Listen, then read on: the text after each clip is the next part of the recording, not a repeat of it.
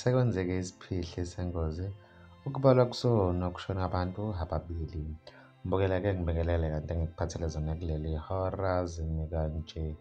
Kuqeda kwenzeka ingozi enyandisa igazi emgwaqeni u-R29 esifundazweni saseLimpopo ngesikhathi kushayisana amahlandla imoto lohlobo lwe-Ford Ranger ne-Hilux zibe sezidudulana emgwaqeni. Kubukwa ukuthi abantu ababili abashonile kule nhlekelele yengozi, abanye balimala kanzima. Uyambukela bezimo eziphuthumayo bebesebabizele endaweni yesigameko. Ilapho khona bafice khona ukuba sekushona abantu ababili kule ngozi. Abanye abalibele kanzima babese baphuthunyiswa esibhedlela esiseduze ukuyothola usizo oluphuthumayo.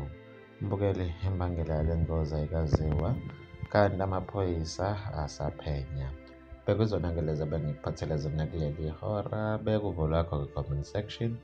Ngizokubamba kwenye ividiyo elandelayo. Usale kahle.